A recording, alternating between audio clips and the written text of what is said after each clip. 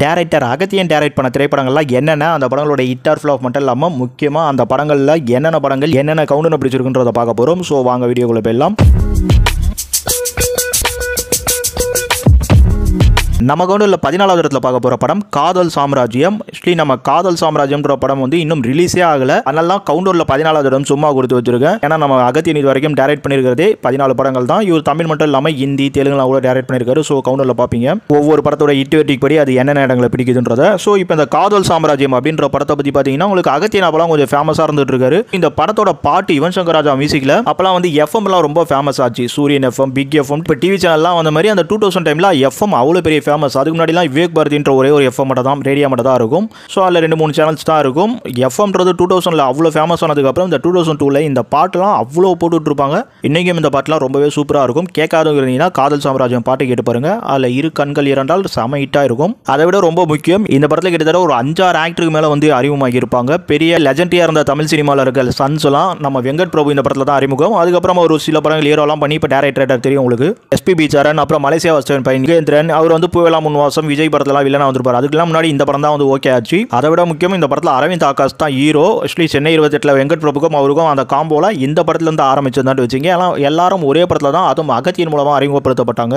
அந்த ஒரு லிங்க்ல தான் நம்ம அகத்தியனோட பொண்ணு விஜயலட்சுமி சென்னை 28ல் ஹீரோயினா போட்டிருப்பாரு நம்ம வெங்கட் பிரபு. எல்லாமே பார்த்தீங்கன்னா ஒரு சைனா ஃபிளிங்க் மாதிரி வரும். அவ்வளோ பெருசா இந்த படத்தை பற்றி பேசணும். அது மட்டும் இல்லாமல் அஞ்சனான்றவங்க அறிமுகமாகி அவங்க இந்தியெல்லாம் கூட நிறைய படங்கள் பண்ணியிருப்பாங்க. அப்புறம் சந்தோஷின்றவங்களும் அறிமுகமாகி அவங்க சீரியல்லாம் கூட பண்ணியிருப்பாங்க ஃபேமஸா. ஸோ இந்த மாதிரி அந்த படம் சினிமா வட்டாரத்துக்குள்ள அப்போ நல்ல எதிர்பார்ப்பில் இருந்தது. ஆனால் அன்ஃபார்ச்சுனேட்லி ரிலீஸ் ஆகலை இன்னி வரைக்கும் நினைக்கிறேன். ஸோ இந்த படம் ரிலீஸ் ஆகலனாலும் நம்ம இந்த கவுண்டவுன்ல 14ன்றதை ஜஸ்ட் ஒரு நம்பராக கொடுக்கல, நம்ம மென்ஷன் பண்ணுறதுக்கோசம் எடுத்து வச்சிருக்கோம். இதுக்கப்புறம் தான் ரியல் கவுண்டனே ஆரம்பிக்க போது. வாங்க நம்ம கவுண்டரில் 13வது இடத்துல இருக்க படமா செல்வம் அப்படின்ற ஒரு படம் இருக்கும். இந்த செல்வங்கிற படம் 2005ல் ரிலீஸ் ஆயிருக்கும். நந்தா உமா 2 பேருமே அப்போ வந்து ஒரு இளம் நாயகர்களாக கொஞ்சம் தெரிஞ்ச ஒரு முகமாக இருந்துட்டு இருக்காங்க. அந்த மாதிரியான காஸ்டிங் தான் நம்ம அகத்தியனுக்கு வந்து ரொம்பவே கொஞ்சம் கரெக்டாக ஒர்க் அவுட் ஆகும். அந்த மாதிரியான ஒரு காஸ்டிங்ல இருந்த 2 பேரை வச்சு ஒரு சூப்பர் காதல் கதைன்ற மாதிரி இந்த செல்வம் படத்தை எடுத்திருந்தாரு. ஆனால் எல்லாருமே நம்ம தலைமுறை வந்துட முடியுங்களா? ஸோ இந்த படம் வந்து அந்த ஆக்ட்ரஸுமே வந்து பார்த்தீங்கன்னா பெருசாக தெரியப்படல. அது மட்டும் இல்லாமல் இப்போ அகத்தியனுக்கு வந்து மார்க்கெட் டோட்டலாக வந்து ரொம்பவே கம்மியாகிடுச்சு தான் சொல்லணும். ஸோ அதெல்லாம் வச்சு இந்த படம் பார்க்கும்போது தேட்டரிக்கெல்லாம் வந்ததே பல பேருக்கு தெரியாது. அதனால இந்த படம் வந்து ஒரு ஃப்ளாப்னு தான் சொல்லி ஆகணும். பட் உங்களுக்கு ஒரு நல்ல காதல் ஸ்கிரிப்டில் ஒரு படம் பார்க்கணும் அப்படின்னும் போது ரொம்பவே டைம் இருக்குது அப்படின்னாக்கா இந்த படத்தை நீங்கள் தாராளமாக ட்ரை பண்ணலாம். நம்ம கூட 12வது இடத்துல பார்க்க போகிற படம் மதுமதி. இந்த மதுமதின்றது 93வது வருஷம் வந்திருக்கும். நம்ம அகத்தியன் டைரக்ட் பண்ண 2வது படம் இது. அப்போ வந்து ஒரு அறிமுகமாக 2 பேரை வச்சு ஒரு நல்ல காதல் கதையில இந்த படத்தை எடுத்திருப்பாரு. ஆனால் இந்த படம் தேட்டரிக்கெல்லாம் ஃப்ளாப் தான் ஆச்சு. செல்வத்தை விட இந்த மதுமதி எதுக்கு டாப்பில் வச்சிருக்குன்னா, செல்வம் வரும்போது அகத்தியனுக்கு நல்ல டேரக்டர்ன்ற அந்த பேர் இருக்குது. அது மட்டும் இல்லாமல் நந்தா உமா எல்லாருமே ஓரளவுக்கு தெரிஞ்ச காஸ்டிங். அதனால அந்த பட்ஜெட்ன்றது கொஞ்சம் அதிகமாக இருக்கும். ஸோ அதுக்கேற்ற ப்ராஃபிட் கண்டிப்பாக இல்லை. பட் இந்த மதுமதின்றது ரொம்பவே கம்மியான செலவில் தான் எடுக்கப்பட்டது. எல்லாருமே பிரபலத்தன்மை இல்லாதவங்க. ஸோ அதுக்கான காஸ்டிங் அதெல்லாம் வச்சு பார்க்கும்பொழுது இந்த படம் வந்து ஃப்ளாப்னாலும் அந்த கம்பரிசனை பார்க்கும்பொழுது இந்த ஒரு கவுண்டர் கொடுத்துருக்கும். நம்ம கவுண்டரில் 11வது இடத்துல பார்க்க போகிற படம் நெஞ்சத்தை கில்லாதே. விக்ரந்த் பாரதி நடிச்சிருப்பாங்க. ஆக்சுவலி இந்த படம் வந்து கேடிவியில் நிறைய வாட்டி போட்டிருப்பாங்க. நீங்கள் பார்த்துருப்பீங்களான்னு தெரியல. பார்த்து முடிச்சிங்கன்னா நல்லா இல்லை இந்த படம் எப்போ வந்து தெரியல அப்படிங்கிற மாதிரி இருக்கும். அப்படி நினைக்கும் போது இந்த படத்தை டைரக்ட் பண்ணது அகத்தியன் தான் தெரியும் போது அகத்தியனை பற்றி உங்களுக்கு தான் தெரிஞ்சிருந்தா ஓ செம டேரக்டர் இல்லை அப்படின்றது அந்த ஃபீல் கண்டிப்பாக வரும். ஏன்னா அந்த அளவுக்கு வந்து நிறைய லவ்லாம் பார்த்துருப்போம். ஸோ இந்த படத்தில் இருக்க ஒரு லவ்ன்றது அது படம் பாருங்கள் உங்களுக்கு கண்டிப்பாக புரியும். பார்த்துருந்தீங்கன்னா நான் சொல்கிற விஷயம் புரியும். ஆக்சுவலி நம்ம அகத்தியனுக்கு கடைசியாக டைரக்ட் பண்ண படம் கேட்டிங்கன்னா அந்த நெஞ்சத்தை கில்லாதே தான். 2008க்கு அப்புறம் அவர் டைரக்டே பண்ணல. இந்த படம் வந்து ஓரளவுக்கு நார்மல் காஸ்டிங்கில் தான் எடுத்தாங்க. அகத்தியனுக்கு வந்து இவர் மார்க்கெட்லாம் போயிடுச்சிங்க அப்படின்ற மாதிரி ஒரு டேரக்டர் இருந்தாலும் இந்த கதையை நம்பி எடுத்தார். பட் நம்ம தமிழ் சினிமா பற்றி தான் தெரியும்ல, கதையெல்லாம் இங்கே முக்கியம் இல்லை. இங்கே ஆர்டிஸ்ட் இன்னும் நிறைய விஷயங்கள் முக்கியம்.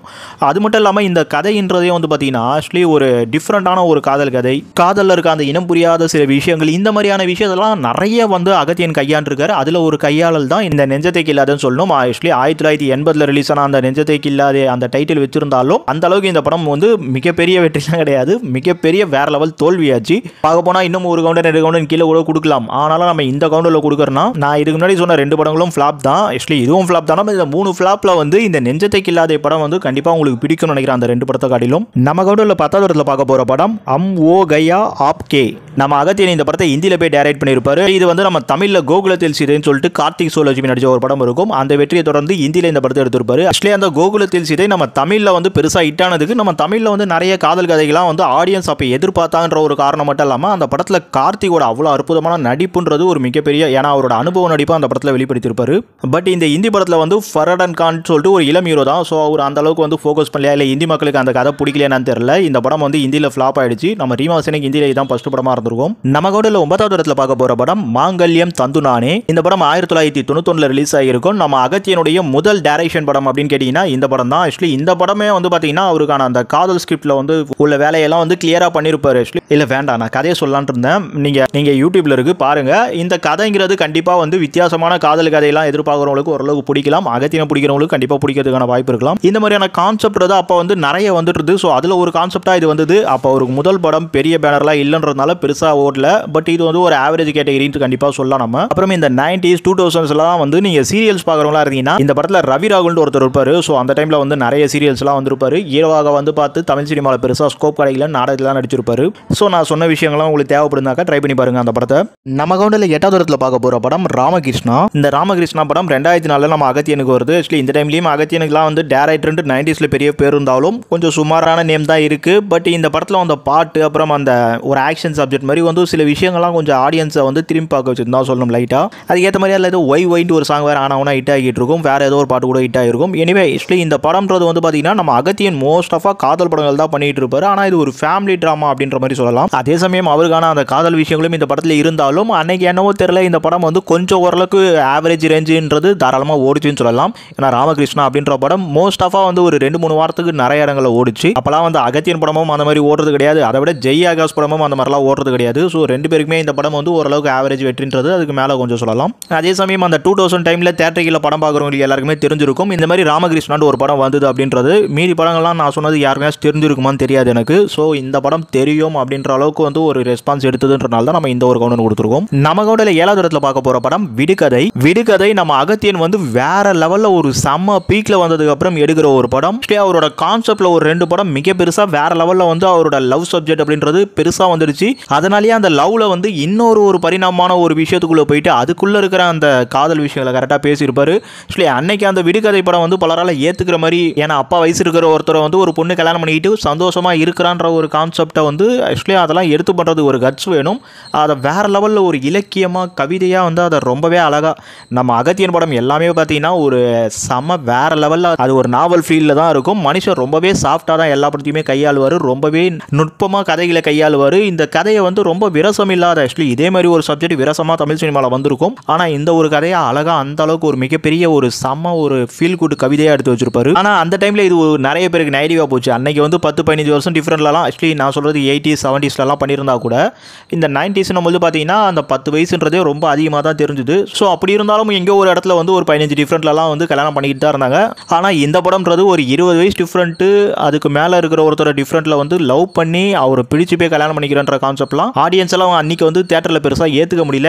இன்னைக்கெல்லாம் சான்ஸே இல்லை. ஏன்னா அவங்களோட சின்ன பையனை லவ் பண்ணுற காலமாகிடுச்சு. இப்போ படம் பார்த்துட்டு ரிவ்யூவர்ஸ்லாம் கூட இந்த படம் வந்து கான்செப்டாக வந்து இது அதாவது என்ன சொல்கிறது, இந்த பெரிய பெரிய பிராட் திங்க் உள்ளவங்களாம் இந்த படம் வந்து ஆதரிக்க முடியும். ஆனால் இது ஆடியன்ஸ் கிட்ட ஒரு தேட்டரிக்கலாக ஃபினான்ஷியலாக என்ன மாதிரி வரப்போகுதுன்ற பயம் அவங்களுக்கே இருந்தது. அந்த பயம் தேட்டர்லேயும் வெளிப்பட்டது. ஸோ இந்த படம் வந்து அப்போ அகத்தியனுக்கு ஒரு மிகப்பெரிய ஒரு டேரக்டருக்கான அந்த ஸ்கோப்லாம் இருந்தாலும் தேட்டரிக்கில் ஒரு ஆவரேஜ்ன்றது ஆவரேஜ் ரேஞ்சில் தான் போச்சு மேக்ஸிமம். ஆனால் இந்த படத்துக்கான விருது அங்கீகாரங்கள்லாம் சிலது கிடைச்சிருக்கும். ஏன்னா அந்த அளவுக்கு அழகான ஒரு காதல் கவிதையா இந்த மாதிரியான ஒரு கான்செப்ட்ன்றதும் வந்து தேவைங்க. எல்லாமே சொசைட்டிக்கு தேவைங்க. ஒரே மாதிரி படம் எடுக்கிறவங்களுக்கு மத்தியில் இந்த மாதிரியான ஒரு படம்ங்கிறது படம் தானே, அது ஒரு கதை தானே, இருந்துட்டு போட்டுமே. நிஜத்திலையும் அப்படியாப்பட்ட மனுஷங்க இருந்தால் அழகு தான்.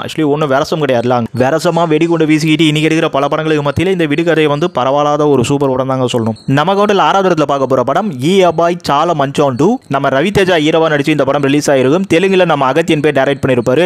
அப்ப ரவிதேஜாக்கு நல்ல ஒரு ஹீரோ இமேஜ்லாம் வந்துடுச்சு. ஏன்னா இங்க தமிழ்ல தம்முன்ட்டு ஒரு படம் வந்துருக்கல, சிம்பு நடிச்சது. அதை தெலுங்குல இடியட் நடிச்சு அப்பயே வந்து ஒரு மாஸ் ஹீரோ ரேஞ்சில் நம்ம ரவிதேஜா வர ஆரம்பிச்சிட்டாரு. ஆனால் ஆரம்ப காலம் தான். அப்போ வந்து ஒரு நல்ல ஒரு லவ் சப்ஜெக்ட்ல இந்த படத்தை வந்து அகத்தியன் நாங்கள் போய் டைரக்ட் பண்ணிருப்பாரு. ஆனால் உங்களுக்கு ரவிதேஜாவை பத்தி தெரிஞ்சிருக்கும், தெலுங்கு சினிமா பத்தி தெரிஞ்சிருக்கும். பட் இந்த மாதிரியான ஒரு லவ் கான்செப்ட் அப்படின்றது அங்கே பெருசாக எடுப்படலாம் தான் சொல்லும். ஸோ ரவிதேஜாவுக்கு அப்போ ஒரு சின்ன ஹீரோ ஸ்கோப்ன்றது நல்லாவே வந்துட்டு இருந்ததுன்றதுனால தேட்டரில் ஓரளவுக்கு ஆவரேஜ் ரேஞ்சில் பர்ஃபார்மன்ஸ் பண்ணியிருக்கும். ஈ அபாய் சால மஞ்சாண்டு அப்படின்ற படம். அப்படின்னா தமிழில் வந்து இந்த பையன் ரொம்ப நல்ல பையன் அப்படின்ற அர்த்தம் நினைக்கிறேன். நமக்கு 5வது இடத்துல பார்க்க போற படம் காதல் கவிதை. விடுகதைக்கெல்லாம் அப்புறம் இந்த காதல் கவிதை எடுக்கிறாரு. இப்போ வந்து அகத்தியன் மேல ஆடியன்ஸுக்கு நம்பிக்கை இருக்க தான் செய்யுது. ஏன்னா ஒரு படம் தானே போயிருக்கு. அதுவும் வந்து விமர்சன ரீதியாக நல்ல ஒரு விஷயங்கள்லாம் சிலருக்கு பிடிச்ச படமாகவும் இருந்தது. அதோட அன்னைக்கு வந்து டாப் டாப்ல இருந்த பிரசாந்த், அப்போ பிரசாந்துக்கு பல வெற்றிகள் கிடைச்சிட்டு இருக்கு. அந்த டைம்ல வந்து இந்த ஒரு படம்ங்கிறது தியேட்டர்களை பொறுத்த வரைக்கும் 100 நாள் வரைக்கும் வச்சு ஓட்டிருப்பாங்க. ஆக்சுவலி நம்ம அகத்தியன் எப்பவுமே வந்து காதல்ல ஒரு நல்ல ஒரு வித்தியாசமான கான்செப்ட்லாம் பிடிச்சி பண்ற மாதிரி தான் இந்த காதல் கவிதை படத்திலையும் பண்ணியிருப்பாரு. ஆக்சுவலி நான் ஏற்கனவே சொல்லிக்கிட்டு இருக்கேன், காதல் கவிதை இலக்கியம் இந்த மாதிரிலாம் வந்து படம் எடுக்கிறதுல அகத்தியர் வந்து டாப் டக்கர் தான் சொல்லி ஆகணும்.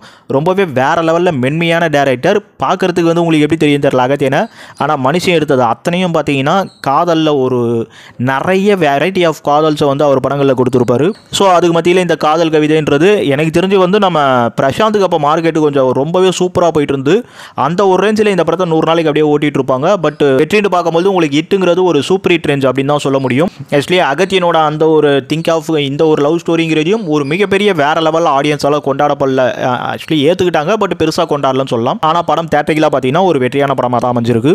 நமக்கோட 4வது இடத்துல பார்க்க போகிற படம் வான்மதி. வான்மதிங்கிற படம் தான் நம்ம அகத்தியனுக்கு வந்து முதல்ல வந்து ஒரு வெற்றி கொடுத்த படம் சொல்லும். அவரோட 3வது படம் இந்த வான்மதி. ஆக்சுவலி இந்த கதையை அவர் பண்ணுறதுக்கு இஷ்டமே இல்லை, ஏன்னா அவருக்கு கொஞ்சம் கூட ஒட்டாத ஒரு கதை. பட் தமிழ் சினிமாவில் இந்த மாதிரி படங்கள் தான் வெற்றி ஆகிட்டு இருக்குன்றனால வேற லெவலில் ஒரு கிரிஞ்சியான படம் சொல்லலாம். ஆக்சுவலி கவித்துவமாக படம் எடுக்கிற மனுஷனை கிரிஞ்சியாக ஒரு படம் எடுக்க விட்டுருப்பாங்க. ஆனால் மேஜிக்காக பாருங்க, இந்த படம் தான் அவருக்கு வந்து ஒரு சூப்பர் ஹிட் மெகா ஹிட் ஆச்சு. ஆக்சுவலி வான்மதி அன்னைக்கு தேட்டரிக்கில் 100-125 நாளைக்கு நல்லாவே போச்சு. அதை விட வந்து இது ரொம்பவே பட்ஜெட் கம்மி, எல்லாமே ரொம்ப கம்மியான ஒரு விஷயமா இருந்து நல்ல ப்ராஃபிட்டும் கொடுத்தது. ஸோ இந்த ஒரு படம் ஹிட் ஆனதுனால இந்த அகத்தியன்ற டேரக்டர் ஆக்சுவலி அவரோட 2-3 கதைகள் நல்லா இருந்தால் அந்த படம் ஓடல. ஆனால் இந்த படம் நல்லாவே இல்லைனாலும் தேட்டரிக்கல் ஹிட் அடிச்சதுனால அவருக்கான சினிமா மார்க்கெட்டுன்றது கிடைக்க ஆரம்பிச்சிடுச்சு. ஆக்சுவலி வான்மதியை வந்து நீங்கள் பார்த்தீங்கன்னா தெரியும் எந்த அளவுக்கு கிரிஞ்சியாக இருக்குன்ட்டு. ஆனால் வேறு வழி கிடையாது, இந்த படம் ஒரு மெகா ஹிட். ஸோ நம்ம கவுண்டரில் இவ்வளோ டாப் கொடுத்தே ஆகணும். நம்ம கவுண்டரில் 3வது இடத்துல பார்க்க போகிற படம் சிர்ப் தும். இது வந்து ஒரு ஹிந்தி படம். ஆக்சுவலி நம்ம தமிழில் காதல் கோட்டைன்ட்டு வந்த படத்தை தான் 99ஆம் வருஷத்தில் ஹிந்தியில் போயிட்டு நம்ம அகத்தியனே டைரக்ட் பண்ணியிருப்பாரு. ஆக்சுவலி இந்த கதை வந்து அந்த 90s டைமில் ரொம்பவே ஒரு முக்கியமான கதை. ஏன்னா ஒரு எவல்யூஷன், ஏன்னா தந்தி போய் எஸ்டிடி பூத்து வந்து அதுக்கப்புறம் இந்த மொபைல் ஃபோன், இது ரெண்டுத்துக்குமே நடுவுப்பட்ட ஒரு காலகட்டம். ஆக்சுவலி பார்க்க போனால் இந்த பேஜர் மொபைல்லாம் வரத்துக்கு முடிகிற காலகட்டம். அந்த ஒரு காலகட்டத்துக்குள்ளே இந்த படம் வந்ததுனால பல பேரால் வந்து இந்த படத்தை கனெக்ட் பண்ணிக்க முடிஞ்சது. அந்த அளவுக்கு வந்து ஒரு மிகப்பெரிய வேற லெவல் ஒரு கதைன்றதுனால ஹிந்திலையும் இந்த படம் ஆக்சுவலி இது யூனிவர்சல் கான்செப்டே சொல்லலாம் அந்த ஒரு காலகட்டத்தில். அதனால இந்த சிர்ஃப்தூம் வந்து உங்களுக்கு கோகுலத்தில் சிதை மாதிரி அங்கே ஹிந்தியில் வேற லெவலில் மொக்கையாகாம ஆக்சுவலி இந்த சிர்ஃப்தூம் வந்ததுக்கு அப்புறம் தான் வந்து அந்த கோகுலத்தில் சிதை வந்தது. எனிவே இந்த காதல் கோட்டையோட கான்செப்ட்ன்றது அதான் ஏற்கனவே சொல்கிறேன் யூனிவர்சல் கான்செப்ட். ஸோ ஏற்றுக்கப்பட்டுடுச்சு, அங்கே ஒரு நல்ல சூப்பர் ஹிட்டும் ஆச்சு. நம்ம கவுண்டரில் 2வது இடத்துல பார்க்க போகிற படம் கோகுலத்தில் சிதை. கோகுலத்தில் சிதை கார்த்திக் சோழசிவி நடிச்சு ஆக்சுவலி ஒரு தமிழ் சினிமாவோட ஒரு one of the best love story அப்படின்னு சொல்லிட்டு சில ஒரு 100 படங்கள் எடுக்கும்போது அதில் ஒரு படமாக இந்த படத்தை நான் சேர்ப்பேன். ஏன்னா அந்த அளவுக்கு வந்து ஒரு காதலை வந்து நம்ம அகத்தியன் அழகாக கையாண்டிருப்பாருன்னு தான் சொல்லும். இது வந்து உங்களுக்கு ஒரு சில புராண கதைகளை வந்து மையப்படுத்தின ஒரு கான்செப்ட் மாதிரி தெரிஞ்சிருந்தாலும் இது வந்து நவநாகரிக அந்த ஒரு கல்ச்சரையும் சில மனிதர்களையும் வந்து பேஸ் பண்ணி நம்ம ஆக்சுவலி இந்த படத்தை பார்க்கும்பொழுது இது சம ஒரு படமாக அமைஞ்சது. நம்ம தமிழ் ரசிகர்களை கேட்க தேவையில்ல, காதல் கதைகளில் இந்த மாதிரியான ஒரு கான்செப்ட்லாம் கிடைச்சின்னா கண்டிப்பாக கொண்டாடுவாங்க. அதுலேயும் கார்த்திக் அவரோட அருமையான நடிப்பை வெளிப்படுத்தி இந்த படம் பல பேரால் வந்து பெருசாக ஏற்றுக்கப்பட்டது அன்றைய டைமில். ஆக்சுவலி இந்த படம் வந்து உங்களுக்கு கார்த்திக்கை தவிர வேறு யாராச்சும் போட்டிருந்தாங்களா அந்த படம் வந்து அந்தளவுக்கு ஆடியன்ஸால் வந்து பிக்கப் பண்ணியிருக்க முடியுமான்றது எனக்கு ஒரு டவுட் தான். ஏன்னா நிறைய நல்ல படங்கள் எடுத்த நம்ம அகத்தியன் வந்து இந்த கோகுலத்தில் சிதை ரொம்பவே சூப்பர் கான்செப்ட் தான். பட் அவரோட லக் ஃபேக்ட்ன்றதெல்லாம் சேர்த்து வந்து இந்த படம் வந்து அப்போ செம்ம ஒரு வெற்றி. கார்த்திக்கும் அப்போ நல்ல ஒரு மார்க்கெட், அப்போ அவருக்கும் நிறைய படங்கள் வெற்றி ஆகிட்டு இருக்கு. அதை விட நம்ம அகத்தியன்றவர் பார்த்தீங்கன்னா ஆக்சுவலி அவருக்கு நிறைய வந்து நேரம் சரியில்லை தாங்க சொல்லணும். மனுஷன் வந்து நிறைய நல்ல நல்ல காதல் கதைகள் பண்ணவர். ஆனால் அவருக்கு அந்த 96 அப்படிங்கிற வருஷன்றது பார்த்தீங்கன்னா ஆக்சுவலி அவரோட ஃபிலிமோகிராஃபிலேயே 3 படம் தான் பெரிய வெற்றி தமிழில். அந்த 3 படமும் 96லேயே வந்திருக்கும். அதில் கடைசியாக அந்த தீபாவளிக்கு வந்த படம் தான் இந்த கோகுலத்தில் சிதை. ஸோ நல்ல வேலை ஆக்சுவலி இந்த ஹிட் காம்போ எல்லாமே சேர்ந்ததுனால இந்த கோகுலத்தில் சிதை கான்செப்ட்ன்றது ஆடியன்ஸாலே ஹிட் அடிக்க முடியுது. ஏன் இதை சொல்கிறேன்னா நம்ம ஆடியன்ஸ்லாம் வந்து நல்ல படமாக இருந்தால் கூட அது வேறு வேறு காரணங்களால் பல படங்கள் நான் வெற்றியாக்காமல் பார்த்துருக்கேன். பட் இந்த கோகுலத்தில் சிதை அந்த மாதிரி போயிருக்கிறதுக்கான வாய்ப்புன்றது இருந்திருக்கும். எனிவே எல்லாமே கரெக்டாக ஒர்க் அவுட் ஆனதுனால தேட்டரிக்கல்ல ஒரு மிகப்பெரிய சூப்பர் ஹிட் ஆச்சுட்டே சொல்லலாம். நம்ம கவுண்டரில் முதல் இடத்துல பார்க்க போகிற படம் காதல் கோட்டை. இந்த காதல் கோட்டை படம் 96 வான்மதிக்கு அப்புறம் இந்த படம் ரிலீஸ் ஆகியிருக்கும். ஆக்சுவலி அஜித்தோட அந்த ஒரு வெற்றி தொடர்ந்தே சிவசக்தி பாண்டியன் கூட காம்போ வச்சு சேர்ந்துருப்பாரு. ஆனால் நினச்சி பார்த்துருப்பாங்களா இல்லையான்னு தெரியல, தமிழ் சினிமாவே வந்து புரட்டி போடுற ஒரு காதல் கதையாக இந்த படம் மாறும் சொல்லிட்டு அந்த 96 ஆஃப் லக்கியர் அகத்தியன் தான் சொல்லி ஆகணுங்க. ஏன்னா இந்த படம்லாம் வந்து என்னதான் தேசிய விருதெல்லாம் கொடுத்து பெருசாலாம் கொண்டாடப்பட்டாலும் அவரோட அந்த வெற்றி வாய்ப்பு இருக்கும் பொழுதே வந்து தேட்டரிக்கில் வந்ததுனால 250 நாளைக்கு மேலே வேறு லெவலில் தேட்டரிக்கில் மிக பெருசாக கொண்டாடப்பட்ட ஒரு படமாக காதல் கோட்டை மாறினது மட்டும் இல்லாமல் காதல் சப்ஜெக்ட் அப்படின்னு சொல்லிட்டு ஒரு டாப் 10 சினிமாக்குள்ளேயே காதல் கோட்டை கண்டிப்பாக நம்ம தமிழ் சினிமாவில் வருங்க. டாப் 10 இல்லை, டாப் 5, டாப் 3 ஏன் டாப் 1 கூட வரும். அந்த அளவுக்கு வந்து ஒரு மிகப்பெரிய வேற லெவல் வந்து ஒரு கான்செப்ட் தான் சொல்லணும். ஆக்சுவலி இது ஒரு காதல் கோட்டைன்றதோட வந்து ஒரு காவிய கோட்டை, காவிய காதல் தாங்க சொல்லணும். அந்த மாதிரி ஒரு மிகப்பெரிய கான்செப்டை செமையான ஒரு ஸ்க்ரீன் பிளே நரேஷனில் இந்த படத்தை தேட்டரில் கொடுத்ததுனால ஒரு மிகப்பெரிய வேற லெவல் வெற்றி. ஆக்சுவலி இந்த ஒரு படம்ன்றது வந்து வெற்றியானதுனால மட்டும்தான். கிட்டத்தட்ட பார்த்துருப்பீங்க, நம்ம 14 படம் டைரக்ட் பண்ணியிருக்காரு அகத்தியன். ஆனால் அவரோட ஃபிலிமோகிராஃபியில் கோகுலத்தில் இதெல்லாம் கூட பல பேருக்கு தெரியாது. ஆனால் அகத்தியன் அப்படின்ற ஒரு டேரக்டர் எல்லாருமே வந்து மிக பெருசாக கொண்டாடுறதுக்கு ஒரே ஒரு படம் தான், அது காதல் கோட்டை மட்டும்தான். ஆக்சுவலி இது காதல்லையே திளைக்கிறவங்க அப்படின்னு சொல்லிட்டு நிறைய பேர் இருப்பாங்க. அவங்க எல்லாருக்குமே அகத்தியனோட அந்த 13 படங்களையும் பார்க்கறதுக்கான ஒரு வாய்ப்பு கிடைச்சுன்னா கண்டிப்பாக பாருங்கள். எல்லாமே வந்து அவருக்கான ஒவ்வொரு காதல் சப்ஜெக்டை வந்து ரொம்பவே அழகாக சொல்லியிருப்பாரு.